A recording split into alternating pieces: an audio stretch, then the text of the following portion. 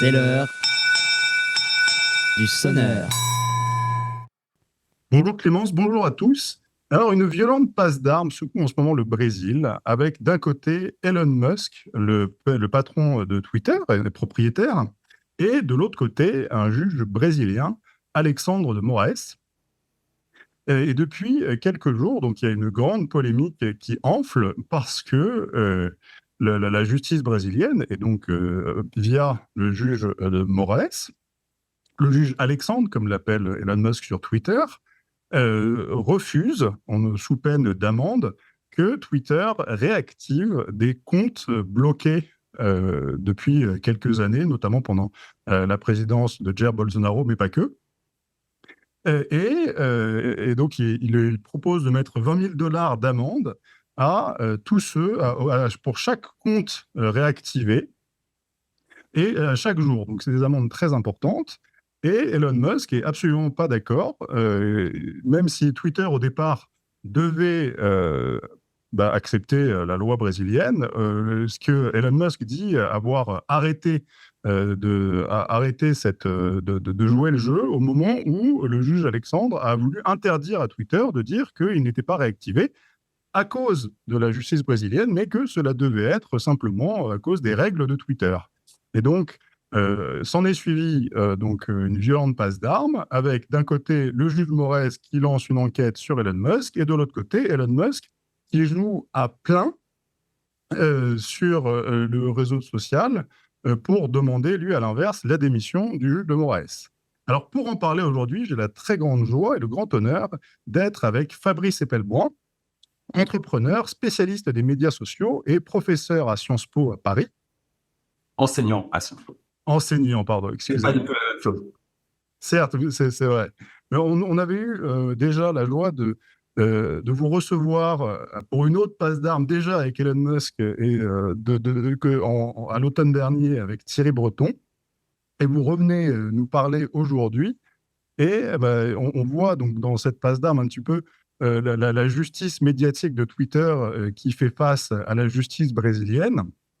Comment est-ce que, selon vous, peut s'articuler cette bataille entre la justice médiatique et ce que certains appelleraient parfois la République des juges?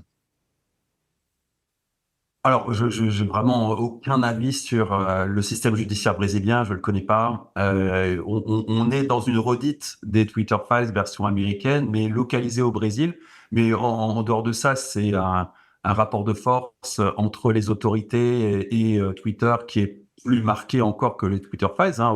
Durant les Twitter Files, il n'attaquait pas frontalement le pouvoir américain. Là, clairement, il attaque frontalement la justice brésilienne, c'est pas rien. Mais sinon, les faits reprochés par Twitter sont exactement les mêmes, c'est-à-dire une interférence claire et nette dans la vie politique intérieure, à travers, alors pour ce qui est du Brésil, le système judiciaire, ce qui finalement est quand même beaucoup plus proche d'une démocratie que par rapport aux États-Unis, où c'était très clairement non seulement les employés internes de Twitter qui avaient décidé d'appliquer d'eux-mêmes certains types de modération, mais également des agences de renseignement où là, on s'éloigne quand même beaucoup plus de la démocratie. Donc, dans le cas du Brésil, on a un système judiciaire qui, effectivement, a demandé et demande encore le maintien de la censure de tout un tas de comptes, dont des comptes de parlementaires élus, c'est pas des comptes de citoyens ordinaires.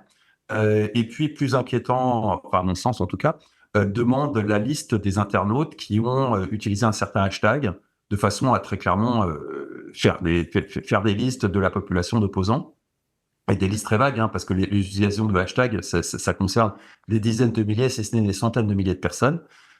Tout ça, en partie, durant le mandat de Jair Bolsonaro. C'est-à-dire qu'on a un système judiciaire qui a, osons le mot, comploté contre le président de la République de l'époque, avec, en tout cas à un moment, la complicité de Twitter. Et là, ça allait trop loin aux yeux d'Elon Musk, et donc Elon Musk met tout sur la table. Et clairement, l'élément qui a fait que Elon Musk a décidé d'engager une bataille, c'est quand la justice brésilienne a exigé que, plutôt que d'annoncer que c'était une décision de justice brésilienne, de faire l'équivalent américain d'un gag order, c'est-à-dire d'interdire à Twitter de révéler que la censure était liée à une demande de la justice brésilienne. C'est là que Elon Musk a dit ça suffit, la ligne a été franchie. Euh, oui, on se rend bien compte du caractère problématique. Et comment est-ce que on peut articuler aujourd'hui ces médias sociaux? Vous nous aviez dit la dernière fois que vous avez eu sur notre plateau que euh, le Twitter était beaucoup plus efficace pour modérer ces contenus parce qu'il y avait une modération collective. Non, c'est Non. ça. Aujourd'hui, il y a très clairement 2 voies de modération qui se dessinent, 3 voies. Il y a la voie TikTok, où on ne sait pas très bien ce qui se passe, et visiblement, la modération n'est pas d'une efficacité redoutable, en tout cas pour ce qui est de la France et des États-Unis, une idée pour le Brésil. Il y a la voie Meta, c'est-à-dire Facebook, Instagram, les propriétés de Meta, où là, l'orientation très clairement, en particulier depuis le début du conflit israélo-palestinien, c'est d'en faire des plateformes d'entertainment only. Et donc, les contenus politiques sont massivement censurés. Ce qui fait qu'effectivement, ça a un effet très clair sur la haine. C'est que dans la mesure où il n'y a plus de sujets qui peuvent prêter à une confrontation, et il n'y a plus, pour faire court, que des petits chats et des choses qui sont de l'ordre de l'entertainment, il y a forcément beaucoup moins de haine. C'est comme ça que Facebook aborde la modération. C'est une modération qui est centralisée par Facebook, avec typiquement en Europe le DSA en plus, mais c'est quelque chose de totalement centralisé. Et c'est comme ça que Facebook aborde on va dire, une montée, une explosion de la haine dans toutes les sociétés de la planète, que ce soit les États-Unis, l'Europe et très probablement le Brésil. Et puis, il y a la façon de Twitter qui, pour faire face à cette fluctuation de haine, qui demanderait une main-d'œuvre qui, du jour au lendemain, doublerait ou serait multipliée par 10, délègue ça à la communauté, notamment à travers les community notes, mais à travers tout un tas de systèmes qui font que si vous allez troller à tout va, vous allez être bloqué à tout va et votre visibilité en sera affectée et votre capacité à troller, pour faire simple, sera diminuée. Donc ça, c'est une approche qui permet à la fois de préserver la liberté d'expression, mais de pondérer et de diminuer la visibilité des gens qui très clairement sont là pour agresser les autres. C'est freedom of speech, not freedom of reach. Et c'est la doctrine d'Elon Musk. Est-ce qu'on peut dire que ça marche? Le problème pour dire que ça marche, c'est par rapport à quoi? Par rapport à TikTok, oui, mais c'est en rien une référence. Par rapport à Facebook, ça dépend de votre outil de mesure. Si votre outil de mesure, c'est la haine, non, ça marche pas. Sur Facebook, il y a de facto beaucoup moins de haine parce qu'il n'y a plus aucun sujet qui est susceptible de générer de la haine. Ils sont totalement invisibilisés. Donc forcément, ça génère beaucoup moins de haine. Si c'est votre thermomètre, l'approche centralisée de Facebook marche mieux. Si votre thermomètre, c'est la liberté d'expression, évidemment, il va falloir pondérer le fait que, évidemment, sur Twitter, vous allez trouver beaucoup plus de conflits, beaucoup plus de haine, mais beaucoup plus de liberté d'expression également. Et la capacité à parler de sujets politiques, ce qui est plus vraiment faisable sur Facebook. Et quand on regarde les Twitter Files, que ce soit au Brésil, aux États-Unis ou demain, allez savoir, un chapitre français ou européen, il faut bien se rendre compte que cette interaction entre la justice, pour ce qui est du Brésil, les agences de renseignement ou tout un tas d'autres choses qu'on sera amené à découvrir, c'est exactement la même avec Meta. Ce que Zuckerberg a d'ailleurs admis à un moment dans un court podcast. Ils ont tous ces rapports-là avec les autorités de différents pays. Certains le gardent de mettre pas ça sur la table, c'est le cas de Meta.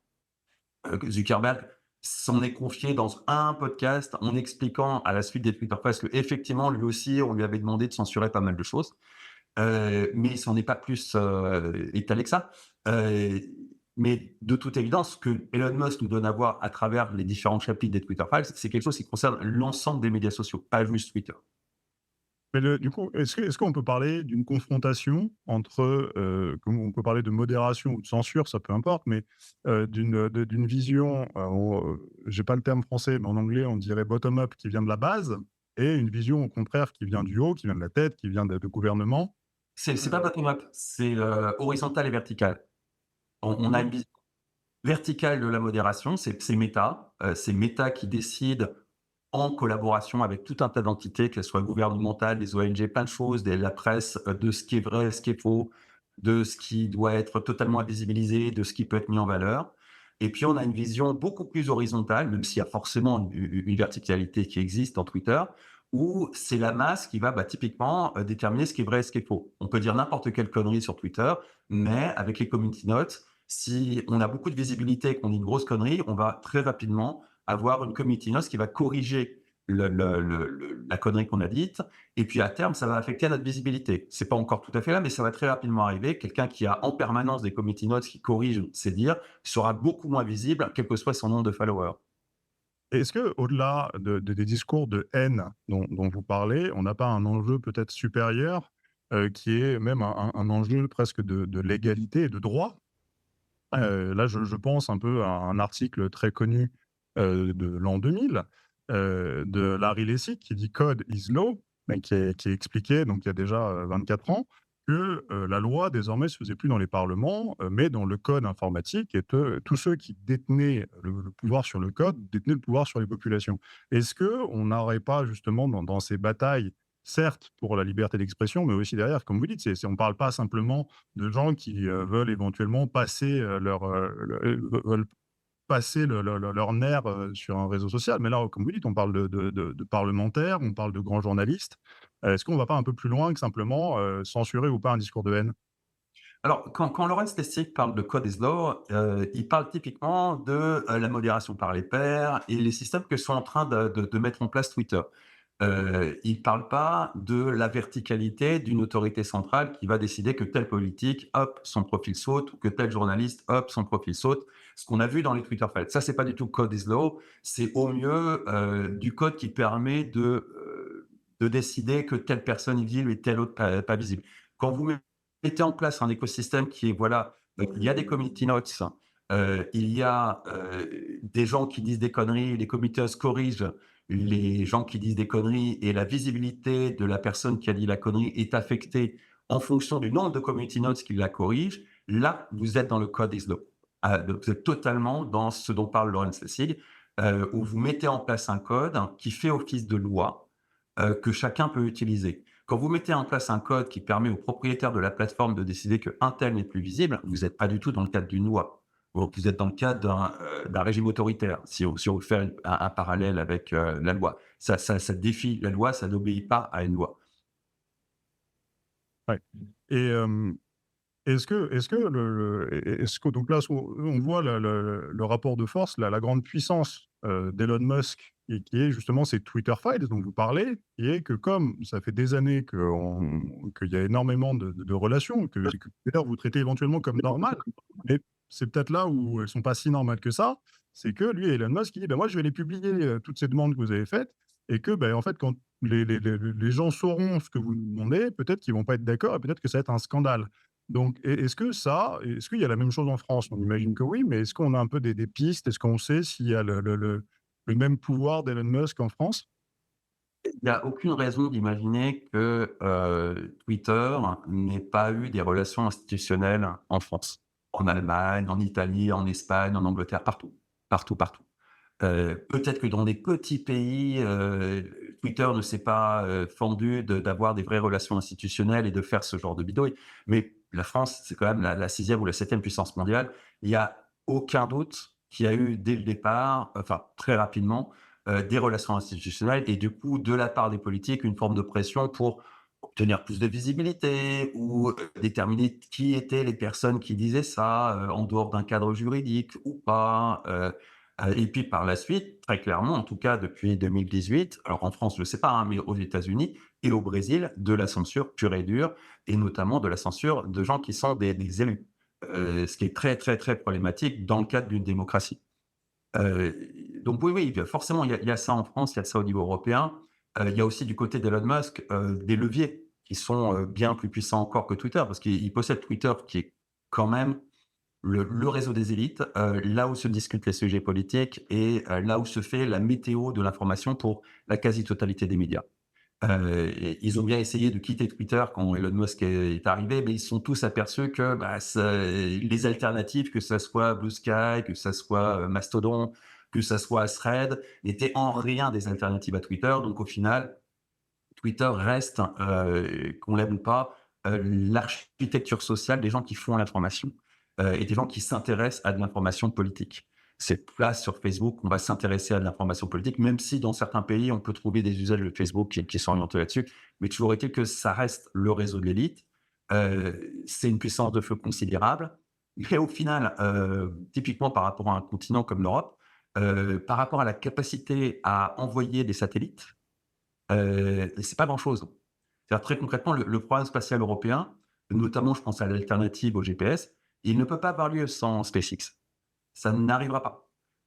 Donc il y a tout un tas de leviers, que Musk a à sa disposition, sans même pas se parler de l'outil industriel qui est Tesla, qui lui permettent d'établir des rapports de force avec des entités étatiques, sans le moindre problème. Alors, Et ce levier de chantage, de si vous m'emmerdez, je vais publier tout ce que vous m'avez demandé depuis 2017 en termes de censure et vous allez voir si le rapport avec votre population, si ça va pas l'impacter. C'est clairement ce qui se passe au Brésil. C'est ce qui s'est passé un peu aux États-Unis et c'est ce qui pourrait se passer demain dans la plupart des pays d'importance dans lesquels Twitter est implanté. alors, je voudrais revenir là quand vous dites, il y a aussi SpaceX qui est et si j'ai bien compris ce que vous dites, c'est SpaceX est peut-être un levier plus important encore par la Oui, SpaceX a abaissé les coûts de l'accès à l'espace d'une façon considérable. on a vu, oui. On a du mal à qu'on a du mal à imaginer en termes économiques et non seulement il a abaissé le coût de l'accès à l'espace, mais il l'a rendu beaucoup plus, large, hein. On peut lancer beaucoup plus de satellites depuis qu'il y a SpaceX.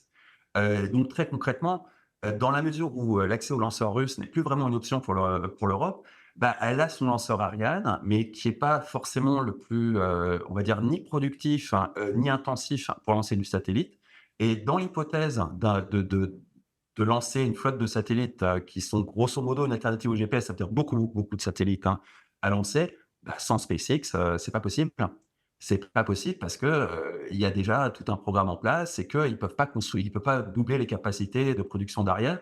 Alors que, SpaceX, le génie de SpaceX, c'est d'être passé de l'artisanat, de très haute technologie, que maîtrisait la NASA ou Ariane, à quelque chose de beaucoup plus industriel comme approche. Et aujourd'hui, il a réussi son pari industriel. Donc, il est dans une approche industrielle du spatial face à des artisans. Il a un avantage absolument stratégique. Et ça aussi, il peut l'utiliser comme levier de négociation face à un Thierry Breton, parce que le Thierry Breton, il a aussi besoin d'avoir accès au spatial.